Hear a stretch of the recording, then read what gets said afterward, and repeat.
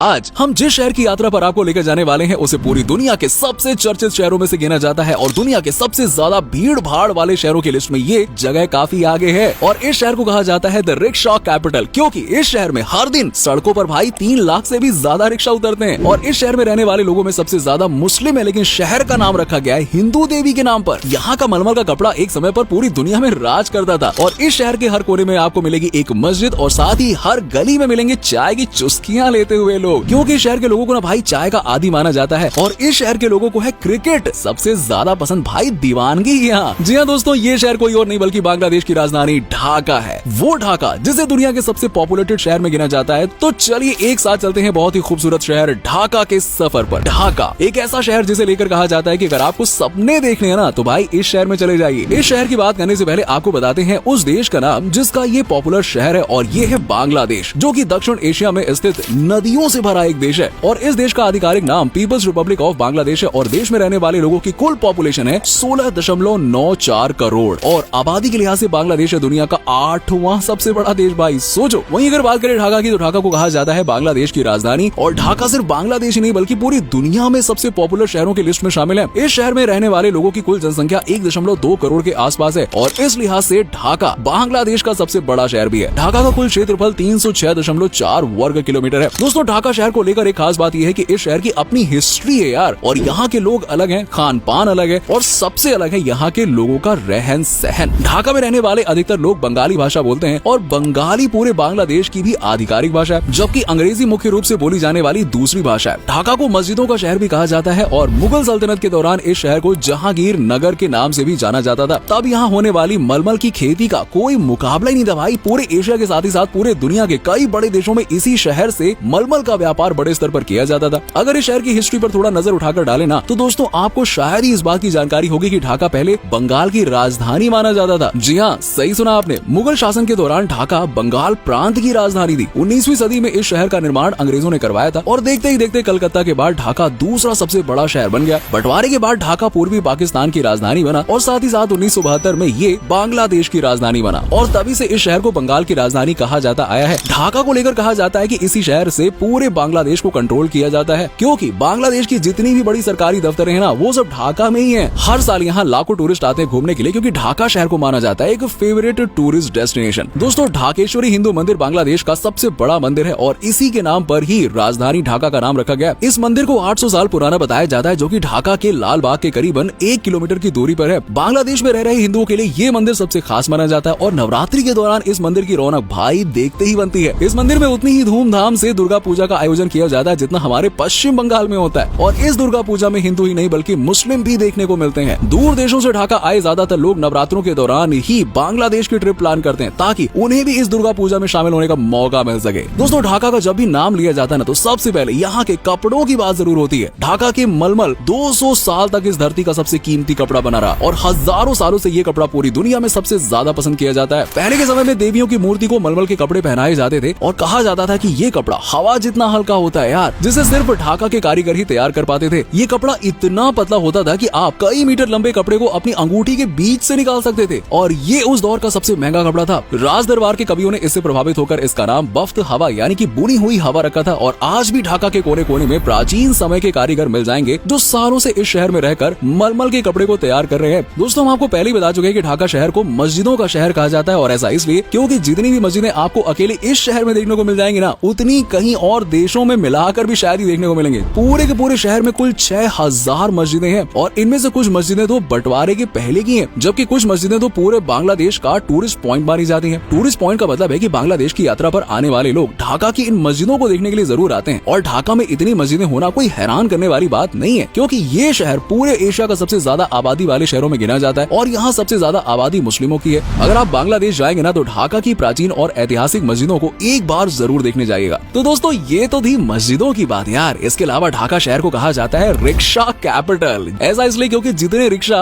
और इसे चलाने वाले लोग इस शहर में बसे हुए ना उतने कहीं और ज्यादा देखने को ही नहीं मिलेंगे यार। ढाका में रिक्शा चलाने वालों की संख्या 8 लाख के करीब है और हर रोज इस शहर की सड़कों पर 3 लाख से भी ज्यादा रिक्शा चलती हुई नजर आती है। और इस शहर में बस और मेट्रो की सर्विस लोगों के लिए पूरी तरह से खुली हुई है, लेकिन इसके बावजूद ढाका के लोगों को कहीं जाना होता है तो वो यार रिक्शा को ही पहली चॉइस में रखते हैं। रिक्शा की यात्रा करना उन्हें बड़ा मजा आता है। ऐसा इसलिए भी है क्योंकि रिक्शा पर चलना ढाका के लोग अपनी शान समझते हैं। इसके अलावा दोस्तों इस शहर में आपको हर जगह बड़े बड़े मॉल्स भी नजर आ जाएंगे, जिनमें आपको हर चीज मिलेगी। साथ ही साथ आप अपना मनोरंजन भी कर सकते हैं। अगर आपको दूसरे देशों में जाकर मॉल्स में घूमना पसंद है तो यार ढाका शहर आपके लिए बेस्ट ऑप्शन है। ढाका शहर में एक ऐसा मॉल है जिसके बारे में जितना बताया जाए ना उतना कम है। यहाँ का जमुना फ्यूचर पार्क दुनिया के टॉप 12 सबसे बड़े शॉपिंग मॉल्स में शामिल है। करीबन 41 लाख स्क्वायर फीट में फैला ये मॉल किसी दूसरी दुनिया से कम नजर नहीं आता है। और इस मॉल में आपको सस्ती कीमत पर ट्रेंडी स्टाइलिश ब्रांडेड कपड़े मिल जाएंगे और इसके साथ ही आप यहाँ अपने परिवार के साथ बैठकर फिल्म भी देख सकते हैं और साथ ही पूरे मॉल को घूमकर एक बेहतरीन एक्सपीरियंस ले सकते हैं। अगर आपको शॉपिंग करना पसंद है तो ढाका में एक ऐसा बाजार है जिसे इस शहर की पहचान माना जाता है। ढाका में करीबन 300 साल पुराना बाजार है जो पूरे वर्ल्ड में शंकरी बाजार के नाम से प्रसिद्ध है और शंकरी बाजार को स्थानीय तौर पर द हिंदू स्ट्रीट के नाम से जाना जाता है। ये क्षेत्र 300 साल पहले हिंदू कारीगरों द्वारा बसाया गया था और आज भी इस बाजार में इन वंशज के लोग काम कर रहे हैं। आप इस मार्केट से काफी कुछ खरीद सकते हैं और इनमें से कुछ चीजें तो ऐसी होंगी जिसे आप अपने साथ अपने घर ले जा सकते हैं ताकि ढाका की यात्रा हमेशा के लिए आपके जहन में जिंदा रहे। दोस्तों बांग्लादेश के लोगों को ना चाय पीना काफी ज्यादा पसंद होता है भाई, शौकीन है ये लोग चाय के। और क्या आपको ढाका की गलियों और सड़कों के किनारे पर 24 घंटे मस्त गर्मा गर्म चाय बनती हुई दिखाई दे जाएगी। फिर चाहे दिन हो या रात, किसी भी समय इस शहर के लोग ना चाय पीते हुए नजर आए थे। माना नहीं करते चाय को। यहाँ पे चाय पीने के मुकाबले में ढाका के लोगों को कोई पीछे नहीं छोड़ सकता है। इसलिए दोस्तों कुछ तो चाय को ही ढाका का नेशनल ड्रिंक मानते हैं। वैसे तो बांग्लादेश के दूसरे शहरों में भी चाय को पसंद करने वाले लोग मिल जाएंगे, लेकिन ढाका के जितने लोग आपको बांग्लादेश में ढूंढने पर भी नहीं मिलेंगे। ढाका में रिक्शा चालक एक दिन में 20 कप चाय पी जाते हैं। अब आप अंदाजा लगा सकते हैं कि ढाका में चाय का कितना ज्यादा क्रेज हो सकता है। दोस्तों बांग्लादेश के किसी भी शहर की बात हो और क्रिकेट का जिक्र न हो, क्या बात कर रहे हो यार भाई, ऐसा थोड़ा मुमकिन होता है। बांग्लादेश में क्रिकेट को लेकर किस कदर लोगों में क्रेज है ये बात तो आप लोगों को जरूर पता ही होगी। और बात जब ढाका की हो तो फिर तो इस शहर की हर गली में आपको क्रिकेट फैंस मिल जाएंगे। बांग्लादेश का नेशनल क्रिकेट स्टेडियम ढाका में ही है और ढाका के शेरे बांग्ला नेशनल क्रिकेट स्टेडियम की चर्चा पूरे दुनिया में होती है और इसी मैदान पर इंटरनेशनल मैच भी खेले जाते हैं। अब दोस्तों आप लोगों ने ग्रामीण बैंक के बारे में तो सुना ही होगा ना, और इस बैंक की शुरुआत ढाका से ही हुई थी।